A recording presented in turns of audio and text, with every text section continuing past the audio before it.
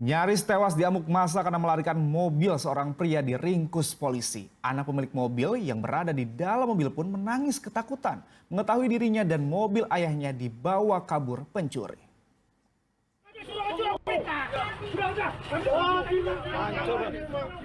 Ardiansyah nyaris tewas di amuk masa usai mencuri mobil milik seorang warga Pekan Dolok Masihul, Kecamatan Dolok Masihul, Serdang Bedagai. Pencurian yang terjadi pada Selasa 4 November lalu.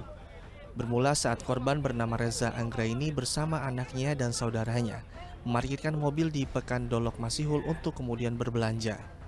Karena mengetahui mobil tidak terkunci, pelaku kemudian menghampiri kendaraan tersebut dan langsung masuk dalam mobil. Saudara korban yang berada di dalam mobil sempat melawan pelaku, namun karena kalah tenaga ia akhirnya terhempas keluar mobil dan pelaku berhasil melarikan mobil korban beserta anak balita korban yang masih berada di dalam mobil. Sempat terjadi kejar-kejaran antar warga dan pelaku, namun saat di Kecamatan Galang, Kabupaten Deli Serdang, pelaku akhirnya berhasil dihentikan dan nyaris tewas di amuk massa. Polisi yang mengetahui kejadian tersebut bergegas menghentikan amukan massa untuk mengantisipasi hal yang tidak diinginkan. Si Reza Anggraini menelpon ke suaminya, kemudian tersebarlah informasi bahwasanya ada pencurian mobil, kemudian kami dari pihak kepolisian melakukan pengejaran terhadap mobil tersebut dan berhasil dihadang di seputaran Jalan Galang, tepatnya di Kelurahan Jalan Galang, atas kerjasama Polsek Dolok Masihul dan Polsek Galang demikian. Ya, barang bukti yang diamankan 1 unit mobil Xenia 1195 MH yang dicuri dari TKP. Saat ini tersangka masih berada di tahanan Satreskrim Polres Serdang Bedagai. Tersangka akan dikenakan pasal 365 ayat 1, subsider 362, ancaman hukuman mencapai 9 tahun penjara. Muhammad Hamdani melaporkan dari Serdang Bedagai. Polisi menangkap 3 orang residivis kasus pencurian sepeda motor yang kembali beraksi di salah satu perumahan. 2 dari 3 orang pelaku tersebut dihadiahi timah panas karena melawan petugas saat dilakukan penangkapan.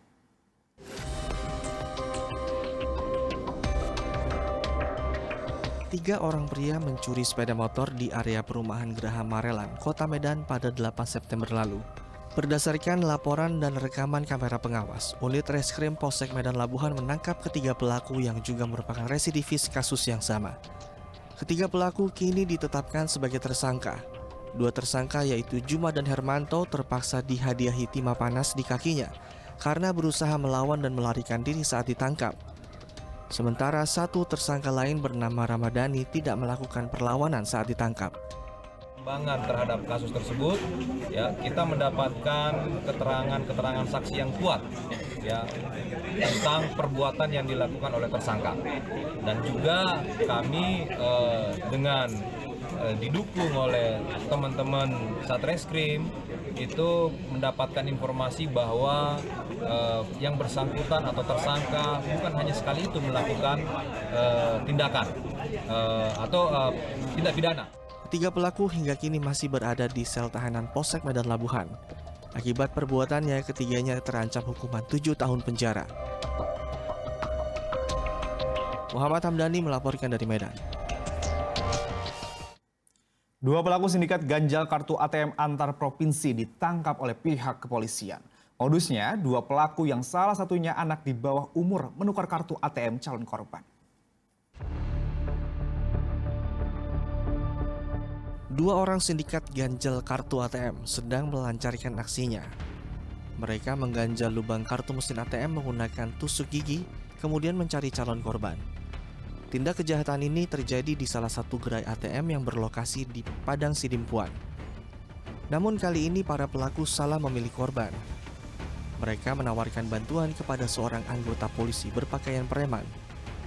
Setelah menolak bantuan para pelaku, polisi membuntutinya dan menangkap para pelaku yang hendak beraksi di sebuah SPBU yang tak jauh dari lokasi pertama dan menggelandang para pelaku ke Mapores Kota Padang Sidimpuan.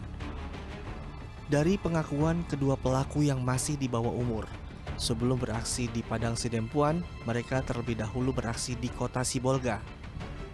Modus yang dilakukan juga sama. Para pelaku mengganjal lubang kartu ATM dengan tusuk gigi. Polisi menyita beberapa barang bukti, diantaranya 1 unit mobil, puluhan kartu ATM, beberapa tusuk gigi, gergaji besi, uang tunai, dan beberapa barang bukti lainnya. Korban melakukan penarikan, tersumbat kartunya, kemudian masuk pelaku DW. Disitulah DW menawarkan jasa untuk membantu korban. Ya, ada apa? Bisa saya bantu.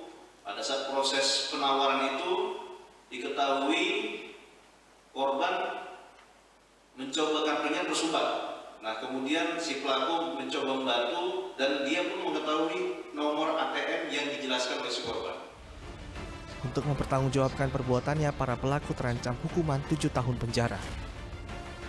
Rizky Ramadan melaporkan dari Padang Sidempuan. Seratusan massa aksi yang tergabung dalam Komite Keselamatan Jurnalis atau KKJ dan sejumlah aktivis Kamisan menggelar aksi solidaritas terhadap media Tempo. Hal ini dilakukan terkait dengan gugatan perdata yang dilayangkan Menteri Pertanian senilai 200 miliar rupiah.